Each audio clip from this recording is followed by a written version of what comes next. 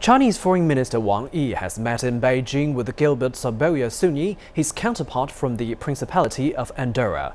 The two ministers discussed issues of common interest. Wang Yi hailed the smooth development of bilateral relations since their establishment 20 years ago. The two sides have explored cooperation in areas such as tourism and coordination in international affairs.